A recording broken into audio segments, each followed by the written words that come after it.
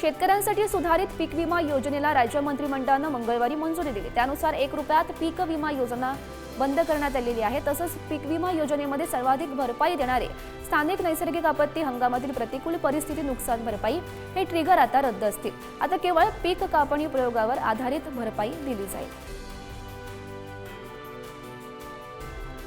धुळे शहरात अक्षय तृतीय निमित्त सुमारे 20 टन आंब्याची विक्री झाली आहे। बाजारामध्ये केशर बदाम आंब्याला सर्वाधिक मागणी दिसते आहे। अक्षय तृतीयेच्या दिवशी आमरस आणि पुरणपोळीचा नैवेद्य दाखवण्याची परंपरा आहे। त्यामुळे शहरात कोकणासह परराज्यातून देखील आंब्याची मोठी आवक झाली आहे। रत्नागिरीमध्ये वाढत्या उष्णतेमुळे आंबा लवकर तयार होतोय, त्यामुळे बाजारातील आवक सुद्धा वाढली आहे। आवक वाढल्यामुळे आंब्याच्या दरात घसरण झाली आहे। सध्या 1000 ते 2000 इतका पेटीचा दर आहे। दरामध्ये झालेली ही घसरण सर्वसामान्यांच्या आवाक्याबाहेरची आहे। त्यामुळे अक्षय तृतीयेला आंब्याचा मुहूर्त करणाऱ्यांना त्यांची चव सुद्धा महागच पडणार आहे। आज राज्यातील बाजार समितीमध्ये कांद्याची 2 लाखांहून अधिक क्विंटलची आवक झाली।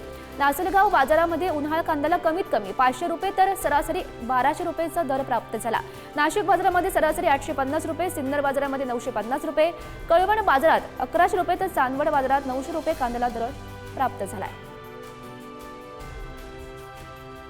जालन्याच्या भोकरदन तालुक्यातील हिसोडा गावात भर उन्हात ट्रॅक्टरद्वारे नांगरणीला चांगलाच वेग आलाय। गावासह आजूबाजूच्या परिसरात मिरचीची लागवड केली जाते। जालना जिल्ह्यात उन्हाचा पारा 43 अंशांपार पार जातोय, मात्र तरी देखील भर उन्हात मिरची लागवडीसाठी शेतकऱ्यांची लगबग दिसून येते।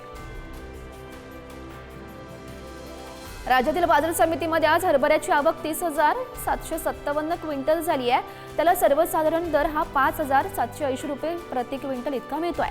आज बाजारामध्ये बोल्ट, चाफा, गरडा, हायब्रिड, जम्बू, काबुली लाल, लोकल काड्या आणि या जातीच्या हरभऱ्याची आवक चांगली झाली।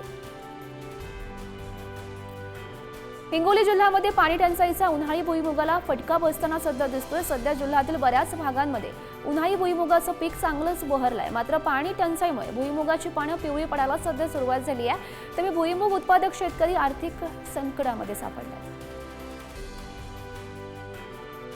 बीड जिल्ह्यामध्ये सरासरी 30 तासाला एका शेतकऱ्याची आत्महत्या होत असल्याचं सरकारी आकडेवारीतून पुढे आलं।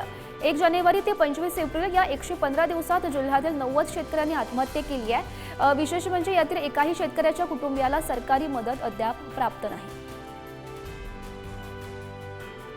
हिंगोलीच्या चोरजवळा शिवारात उन्हाळी मुगाची पेरणी मोठ्या प्रमाणात करण्यात आली आहे। सध्या तलावामध्ये मुबलक पाणी शिल्लक असल्यामुळे उन्हाळी मुगाचं पिकांना पाणी सुद्धा मुबलक प्रमाणात मिळत आहे। त्यामुळे उन्हाळी मुगाचं पीक चांगलंच बहरलंय। त्यामुळे यंदा उन्हाळी मुगामधून चांगलं उत्पादन होण्याची शक्यता शेतकऱ्यांनी वर्तवली आहे। जालन्यामध्ये वाढत्या उन्हाचा डाळिंबाच्या बागेला फटका बसू नये म्हणून शेतकऱ्यांनी डाळिंब बागेला क्रॉप कव्हर लावून संरक्षण केलं।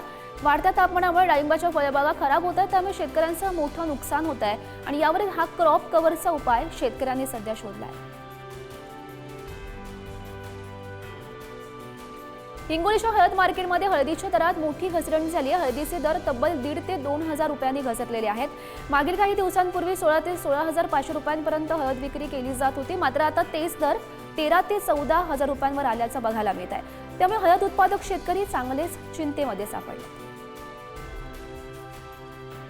गोंदिया जिल्ह्याच्या सडक-अर्जुनी तालुक्यात सलग 3 दिवस झालेल्या वादळी वाऱ्यासह अवकाळी पावसामुळे शेतकऱ्यांचं मोठं नुकसान झालं। कापणीला आलेले धान्य आणि पीक गारपिटीनं चांगलं झोडपून काढलं, त्यामुळे शेतकऱ्याच्या तोंडाजवळ आलेला घास हिरावून गेलाय।